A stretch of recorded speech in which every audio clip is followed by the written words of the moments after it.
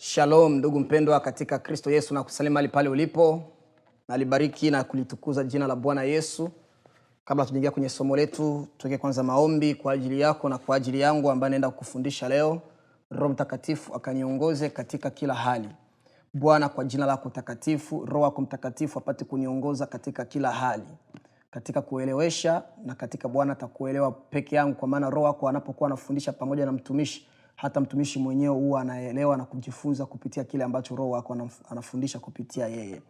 Bwana Yesu, nakuinua na lisifu jina lako, na nakusifu Bwana kwa kumleta ndugu huyu ambaye amepata nafasi na kibali hiki cha kusikiliza yale ambayo yote utaniwezesha kuyaongea na kuyafundisha katika siku ya leo. Roho wako Mtakatifu anitawale na kunisimamisha katika kila kutereza ambako Bwana ibilisi ameandaa, kwa jina la Yesu Kristo wa Nazareti aliye hai. Amina. Bwana Yesu asifiwe ndugu mpendwa katika Kristo, na kusalimu mahali pale ulipo. Neno letu la leo tutagusia dhambi ya kumpiga mtoto, dhambi ambayo inatesa wakina mama wengi na wakina baba wengi. Na wengi wa watu hawa unakuta wanajiita wa Kristo. Unakuta ni muombaji, anafunga, unakuta uwaga anasoma Biblia, lakini kupiga watoto kwake ni karama nyingine ambayo ameipewa na shetani. Na andiko ambalo Waafrika au tuseme wanadamu kwa ujumla wameamua kulitumia sana vibaya ni andiko linalosema usimnyime mtoto fimbo. Sisemi ya kwamba mtoto hapaswi kupigwa. Hapana. Kwa maana Biblia iko wazi kabisa, hata Bwana mwenyewe hutupiga mara kwa mara. Ila shida ni ya kwamba pale ambapo tunao wazazi wengi wanaowapiga watoto wao bila sababu maalum. Hapa nilipo uwaga simpigi mwanangu sana. Labda nikamstua, labda nikampiga kidogo. Kwa nini? Kwa sababu Roho Mtakatifu alinifundishaga jinsi ya kulea. Na kitu ambacho Roho Bwana alinifundishaga ni ya kwamba hupo umri ambao unafikia mtoto sasa anaweza akapigwa. Lakini pia kitu kingine cha kuelewa ni hiki. Ijapokuwa nchi nyingi ambazo zimemnyang'anya mzazi mamlaka, leo hii ndio nchi ambazo zimejaa na mabinti vijana ambao wameharibika kweli. Kwa nini? Hawakuhimizwa kwa vikali na wazazi wao. Kwa hiyo najua ninahubiri nikiwa Marekani, labda Marekani algorithm ya YouTube itafanya kunisikiliza, hawatapenda video hii sikilizwe. Lakini kwa wewe ambao umepata nafasi, mimi nakuonya leo, acha kumpiga mtoto wako. Na kama utampiga uwe na sababu maalum. Yaani uwe unajiweka kwenye nafasi ya kimungu. Ni vingapi wewe umevifanya na Mungu hajakupiga? Kumbe kuna sehemu mwanadamu anapaswa aadhibiwe, ni pale ambapo kitu kweli kimeleta madhara. Haleluya. Tusome hapo kwenye kitabu cha Wakolosai sura 3:19. Biblia inasema nini? Ninyi watoto watiini wazazi wenu katika mambo yote, maana jambo hili lapendeza katika Bwana. Ninyi akina baba msiwachokoze watoto wenu, wasije wakakata tamaa. Kuchokoza watoto ni nini? Kumchokoza mtu ndio kile ambacho yani umeanzisha kitu bila huyo mtu kufanya jambo lote lile. Mwenyewe tu umeamua leo kuanza kumchokoza. Mwenyewe tu umeamua leo uanze kumtukana. Mwenyewe tu uliamua, yani mwenyewe unapitia stress. Nanipata? Wazazi wengi wanapitia stress, na ile stress wanakuwa wanatafuta njia ya kuitoa nje. Kwa hiyo mtoto labda tu alimwaga maji kidogo, huyo kofi. Kuna dhambi nyingine mtoto anakuwa anatukanwa mara kwa mara. Angalia hicho kipumbavu, angalia hiki akina akili, angalia hichi kiosefu chake. Yani mtoto anakuwa anatukanwa mara kwa mara. Angalia kisura chake. Asa nasahau ya kwamba sura ya huyo mtoto ni sura yake. Tabia za huyo mtoto zinatokana na yeye. Hayupo mzazi ambaye kabisa alichukua muda na umakini kufundisha mtoto wake, na mtoto kabisa aka end up vibaya, ubaya ambao usioeleweka. Hayupo.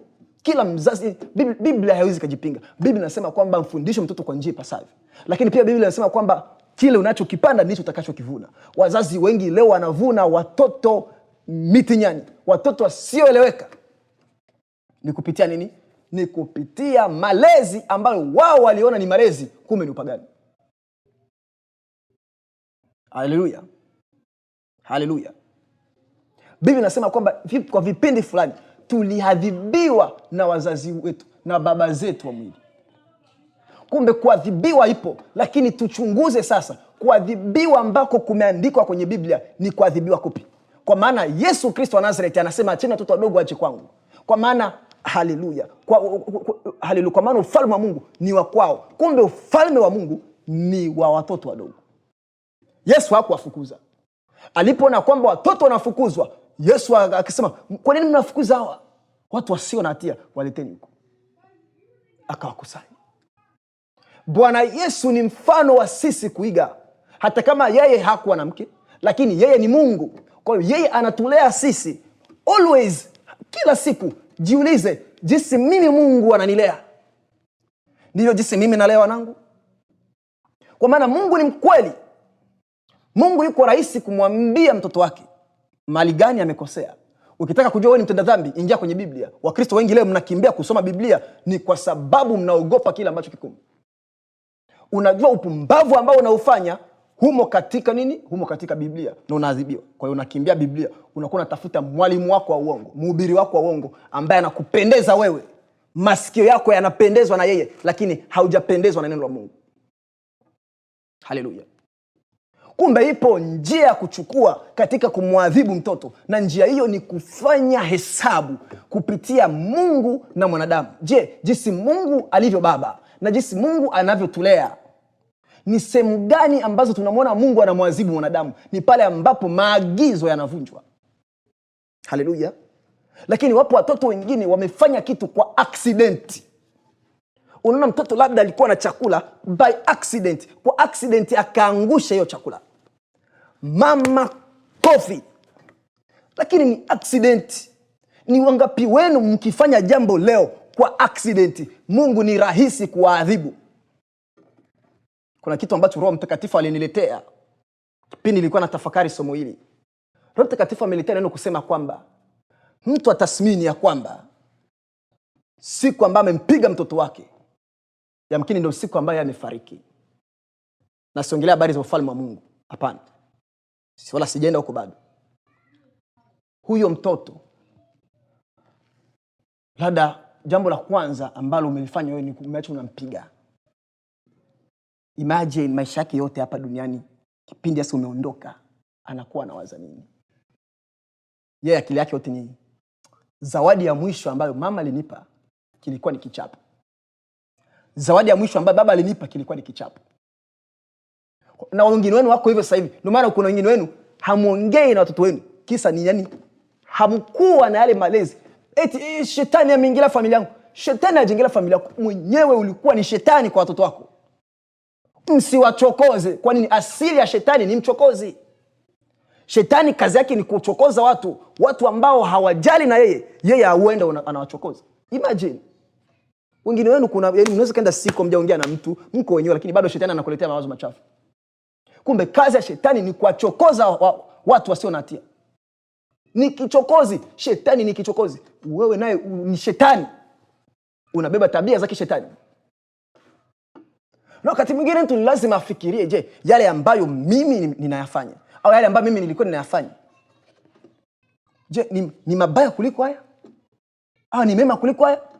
Unakuta baba ni mzinzi, mama ni mzinzi, baba ni mlevi, lakini mtoto afanya kitu kidogo amempiga kofi. Wewe naye na ulevi wako, ingekuwa Mungu kweli anakuadhibu kupitia upumbavu wako wote, kupitia uzinzi wako ambao unazini kila siku na wanawake na wake za watu, ingekuwa Mungu anakuadhibu mara ukizini anakupiga fimbo, ungekuaje wewe? Kumbe ipo hukumu nyingine ambayo itakuja kwa wanadamu. Haleluya. Hukumu nyingine wanadamu watahukumiwa ni kwa sababu Mungu anaangalia wewe na uliishije maisha yako. Mwenyewe uliishi maisha kwenye njia potovu,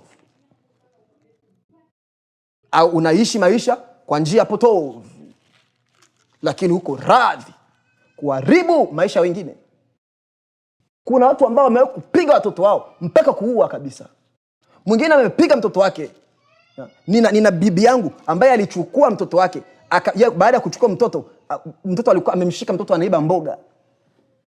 Akachukua mafuta ya taa, akamwagia hii ndo nini ni hii mafuta ya ambayo tulikuwa tunawasha machemli nayo. Chukua mafuta ya chemli, mwagia kwenye mikono. Chukua kibiriti akawasha. Paka hivi mtoto wake, mpaka amekuwa huyo babu yangu amekuwa mzee, bakie mikono waga iko sawa tena. Upumbavu. Na kitu hicho kimetokea ni pindi mume wake yuko kwenye safari ya Injili. Babu yangu yuko kwenye safari ya Injili. Kwa hiyo babu amerudi, amemkuta huyo bibi yangu amechoma mtoto mikono. Na yeye yuko kwenye safari ya Injili. Roho Mtakatifu amemwambia kwamba utakuta jaribu nyumbani. Alipofika nyumbani, familia inaanza kumuhimiza afukuze mwanamke ovyo sana, anakuharibia mtoto. Hakufanya kitu, akamwambia hapana, sitamfukuza. Kwa maana Roho Mtakatifu tayari alikuwa ameniambia nitakuta jaribu nyumbani. Kumbe wapo wanawake wengine ni mashetani, wapo wanaume wengine ni mashetani, wanakuharibia watoto. Yaani jambo la kushangaza ni hili, ngoja nikwambie kitu. Katika kukua na wazungu na makabila mbalimbali na wa Mexican wa nani, niko makini sana na kauli za watoto wa Kiafrika. Watoto wa Kiafrika wakikosana kidogo na marafiki, jambo la kwanza, wewe nitakupiga wewe. Ndio ni kauli ka kwanza kwa kutoka mdomoni mwao. Lakini ukichunguza watoto wa kizungu, huaga haongelee mambo ya kupigana. Sasa kitu kiako nisumbua, kwa nini watoto wa Afrika wakati wote wanabebana kuhusu jambo fulani, jambo la kwanza waga ni violence. Ya kwamba nitakupiga. Nitakuumiza wewe. Bado ni katoto miaka 3-4 tayari kameanza kujua nitakupiga. Kwa nini? Kwa sababu ndo maneno ambayo kanazoea kuyasikia kakiwa nyumbani. Kwa hiyo mama kila siku akifanya kidogo, nitakupiga. Yaani hakuna ile kufundisha sasa. Ipo kwanza kufundisha, na mwingine wenu nasikia anasema moyoni mwake, lakini watoto wengine tu hawasikii kwa sababu wewe mwenyewe haukusikia. Pindi wewe naye unalelewa, wewe naye haukuwa msikivu, ndio maana watoto wako nao sasa naye hawasikii. Kile unachokipanda ndicho utakachokivuna. Unadhani Mungu angekuacha kivipi? Wengine mnapitia mateso kwa sababu wengine wenu mlitesa watu, nyinyi wajinga. Mlitesa watu na upumbavu wenu. Mlitesa watu na upagani wenu. Mlitesa wazazi na tabia zenu mbaya. Na mko kutafuta redemption. Yaani mko kutafuta kunyenyekea sasa ili mpate sasa ile baraka kwa wazazi. Hamkuipata. Kwa nini? Kwa nini hamkuitafuta? Mlijiona kwamba mmeenea. Hamuhitaji tena wazazi. Mmekuwa watu wazima. Lakini Mungu anaangalia sheria yake, anasema tiini wazazi. Sisi tulikuwa wakorofi, lakini leo hii katika utu uzima tunaanza kujitahidi tutafute redemption. Tunaanza kujitahidi tuwe safi. Hata wakati wazazi wetu wataondoka, Mungu atawachukua, watuachie baraka. Redemption, tafuta redemption. Wengine wanasubiri mpaka mzazi afe. Huyo sasa ndio uchungu unamuingia moyoni. Uchungu unakuingia ni pale ambapo mzazi anafariki. Uchungu haukuingia kwamba mzazi ameanza kuzeeka, uchungu bado hajakuingia. Alafu natarajia kwamba watoto wako watakuheshimu. Eti watoto watakutii. Hawawezi wakakutii ikiwa kama wewe mwenyewe hautafuti upatanisho pamoja na wazazi wako. Tafuta upatanisho. Reko shapre. Masele glon shapra. Tafuta kwanza upatanisho. Lazimisha upatanisho. Lazimisha hata ile utu wema ya kwamba atakama mtoto hatuko tena sawa naye, lakini alionyesha utu. Hata kama mama yako ni mchawi, moyoni mwake atakuwa anahukumiwa, yule mwanangu hata kama ananichukia mimi ni mchawi, lakini alinionyesha utu. Atafariki na moyo wake umeridhia kwamba umemonyesha utu. Haleluya. Msiwachokoze watoto wenu. Kwa nini tusichokoze watoto wetu? Ni kwa sababu Mungu hatuchokozi. Na tabia za mwovu shetani ni kuchokoza wana wa Mungu. Shetani leo hii anakuchokoza. Hata sasa hivi unajaribu kusikiliza somo kwa umaanani, kwa umakini, lakini labda anakuja mtu huko anakustua. Labda sasa hivi usingizi umeanza kukuchukua. Haleluya. Tukisoma kitabu cha Ezekiel 33 na ile aya yake ya 7. Basi wewe mwanadamu, nimekuweka kuwa mlinzi kwa nyumba ya Israeli. Basi ulisikie neno hili kinywani mwangu, ukawape maonyo yangu. Nimekuweka kuwa mlinzi. Mama, wewe ni mlinzi. Baba, wewe ni mlinzi. Umewekwa. Uliza wanawake tasa jinsi wanasumbuka, jinsi wanalia. Wengine wanaenda kwa ganga wa kienyeji, wanafanya vitu ajabu ajabu. Kwa nini? Ni kwa sababu Mungu hajawapa neema ya kuwekwa walinzi. Wewe umewekwa, sio umewekwa mlinzi. Mungu ndiye ambaye amekuweka. Mungu amekuweka mlinzi. Kumbe wewe ni mlinzi, wewe ni mwangalizi. Horebosha hapa. Mtoto ambaye unaye haka mtoto kako. Mwingine anakatamani. Mwingine akiona jinsi umekapiga, anatamani mimi Mungu ungenipa mtoto jinsi nitamlea. Mwingine anatamani. Wewe unapiga mtoto bila sababu. Unapiga mtoto bila, yaani mtoto bado ana miezi 8. Kuna wazazi ambao miezi 8 unakuta mtoto analia anapiga makofi. Wengine watoto wanafungwa, wamefungwa na mapepo. Unampiga mtoto bure, kumbe ni pepo anamcharusha usiku. Nimekuweka mlinzi, neno hili kinywani mwangu ukawape maonyo. Ukawape, kumbe ukafundishe. Maonyo ni nini? Maonyo ni yale ambayo ni maagizo yanayojaribu kumrudisha mtu katika uhalisia wa mwanzoni. Hayo ni maonyo. Siwezi nikakuonya na vitu ambavyo haviendani na maandiko matakatifu. Kwa sasa hivi lazima nilete maandiko matakatifu. Kumbe maonyo ni kumrejesha mtu katika njia ya uhalisia. Uhalisia wa kimungu ni ya kwamba mtoto ni nani? Mtoto ni mtoto. Mtoto anahitaji malezi. Mtoto hana maarifa. Mtoto bado anahitaji hekima na maarifa. Lakini wapo watoto ambao wanavuna kwetu hasira badala ya hekima. Wapo watoto ambao wanavuna kwetu upuuzi badala ya hekima. Sahau kwanza ego yako. Wewe unaweza kunidharau. Wewe ndio nimekuzaa. Sahau kwanza ego. Anza kuangalia yamkini wewe naye zipo dhambi ambazo zinasababisha familia yako isiwe sawa. Yamkini wewe naye yapo mambo ambayo uliyafanya kwa wazazi wako yameanza kurudilia. Wana wa Israeli wamefanya mambo mengi sana dhidi ya Bwana, yameanza kurudilia. Wametupwa uhamishoni huko.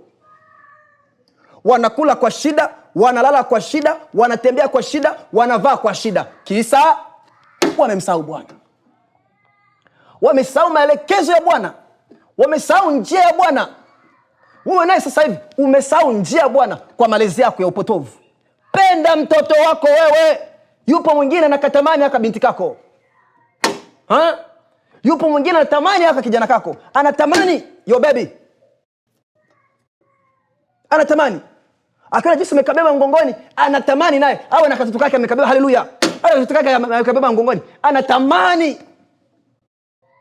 Lakini wewe ni kidogo kofi, kidogo ngumi. Hata hicho kitabia cha kipumbavu wewe mjinga. Vaa utu wa Kristo.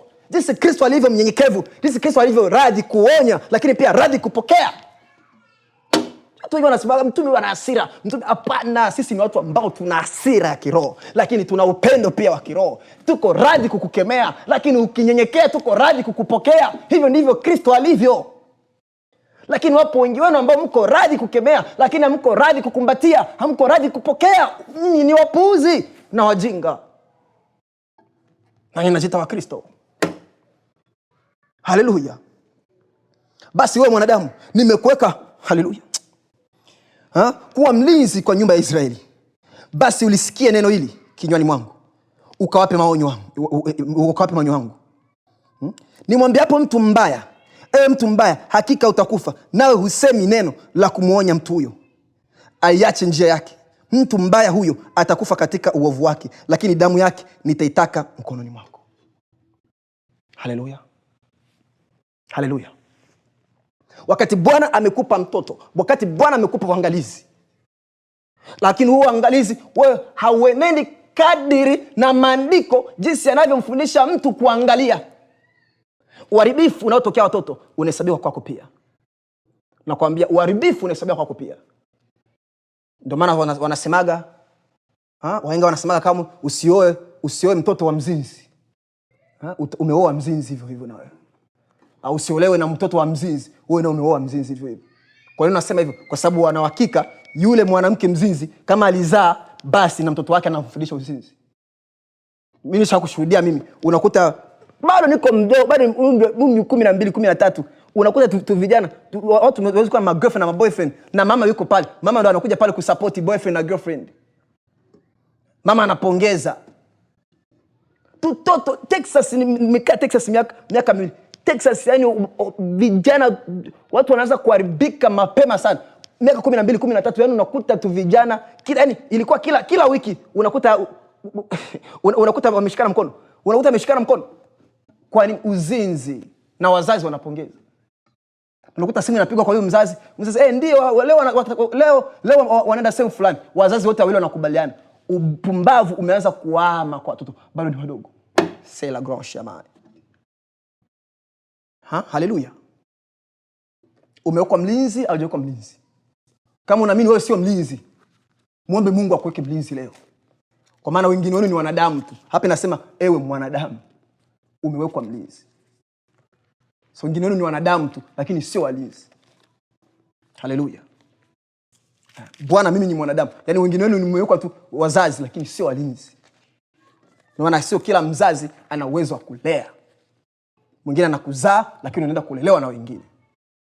Haleluya. Tusome hapa kitabu cha Waamuzi sura yake 16 aya 15. Mwanamke akamwambia, wawezaje kusema na kupenda na moyo wako haupo pamoja nami? Umenidhihaki mara hizi 3, wala hukuniambia asili ya nguvu zako nyingi. Ikawa kwa vile alivyomsumbua kwa maneno yake kila siku na kumuudhi, roho yake ikadhikika hata kufa. Hapa tunamwona mwanamke Delila jinsi anavyomshawishi Samsoni, na yuko radhi kufichua siri za Mungu ambazo Mungu amemwambia azifiche. Maagizo ambayo ilikuwa inajulikana kwa Waisraeli tu. Yaani watu wengine ambao sio Waisraeli hawakuwa wanatambua kanuni za mnaziri. Lakini hiki kwa sababu ya upendo kiko radhi kusahau kusudi la Bwana. Wapo watu wanapenda wake zao. Mwanamke asilale njaa lakini watoto walale njaa. Mume alale njaa lakini watoto haleluya. Mume asilale njaa lakini watoto walale njaa. Ni vigumu kwa yani unakuta chakula kinahifadhiwa. Mtoto ambaye bado tumbo yake haijakomaa ameenda masaa na masaa hajala. Katoto kameanza kutetemeka na njaa. Tumsubiri baba yenu. Hiyo sio heshima. Huo ni upumbavu. Mpe mtoto wa chakula akule. Muhifadhie baba yao chakula. Basi atakufa. Yaani unanyanyasa familia kisa mapenzi. Mapenzi yamekupeleka kichwa. Mapenzi yanakuua, mapenzi yanakuharibu. Na kuonya leo hii, ikiwa wewe unamnyima mtoto ili baba apate chakula, wewe ni mtenda dhambi. Kwa maana Mungu sio pendeleo. Na Mungu yuko radhi kusaidia wale ambao wanateseka kuliko wale ambao wako sawa. Ndio maana kwenye habari za mwana mpotevu tunamwona pale kuna mtu ambaye yeye anapewa nini? Kuna mtu ambaye anapewa ile thawabu na baba yake. Kisa nini? Baba yake alimuona yeye ni dhaifu. Sasa yule ambaye alikutana yuko sawa, alipoona vile akawa niaje nimemkubali huyu, niaje nimemkubali huyu. Kwa wakati mwingine Bwana anaonyesha upendeleo kidogo kwa wale ambao ni wadhaifu ili wapate kuimarika zaidi. Ndio maana sehemu ambazo ni rahisi kufanya miujiza ni sehemu ambazo injili haijawahi kufika.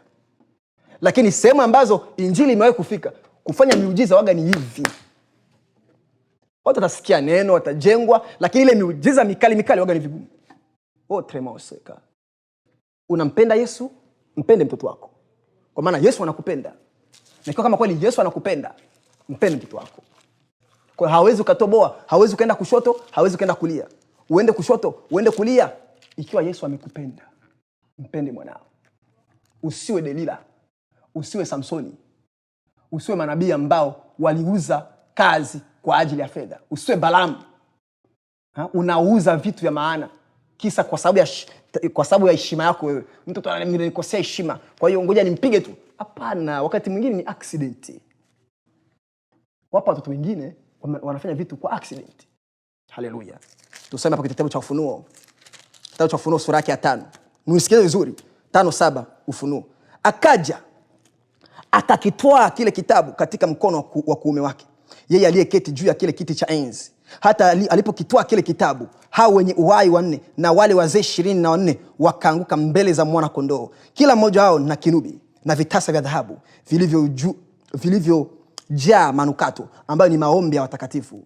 Nao waimba wimbo mpya wakisema, wastahili wewe kukitwaa hicho kitabu na kuzifungua muhuri zake, kwa kuwa ulichinjwa ukamnunulia Mungu kwa damu yako watu wa kila kabila na lugha na jamaa na taifa. Hapa tunaona viumbe vilio hai, watakatifu wa mbinguni, ambao wanasema wafaa wewe. Yani wanamwambia Kristo, wewe wafaa. Yani hawa ni watumwa wa Kristo. Yani hawa ni watoto wa Kristo.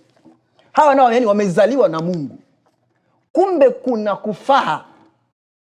Yani wakati mtoto anakuona wewe baba umeenea, atajua moyo na mhukumu, baba yangu anafaa. Ngoja nikwambie kitu. Uwaga ni vigumu sana kwa baba ambaye hajasoma kumshawishi mtoto wake aende shuleni. Lakini kwa baba ambaye ni dokta, unakuta baba ni profesa, kumshawishi mtoto wake aende shuleni waga ni rahisi. Kwa nini wazazi wengi ambao wanasumbuka na kuwapeleka watoto wao mashuleni ni wale ambao hawakusoma? Kwa nini? Wanafundisha vitu ambavyo wenyewe hawajavifanya. Lakini leo maliza shule leo, alafu waambie watoto wako watakuwa rais. Kumbe viumbe na wa mbinguni, malaika wa mbinguni hawamheshimu Kristo kwa sababu eti Kristo tu ni Kristo. Hapana, wanamheshimu Kristo kwa sababu wameona anafaa. Wanaona ameenea. Wanaona wao wamepungukiwa lakini Kristo ameenea. Kwa mzazi wewe naye vile vile, mwana akikukuta kwamba umepungukiwa, you best believe it, hautapewa heshima yote ile. Ziba pengo ya kutokuenea katika ulezi wako. Ziba pengo ya kutokuenea katika malezi yako. Bwana Yesu Kristo asifiwe sana na Mungu akubariki.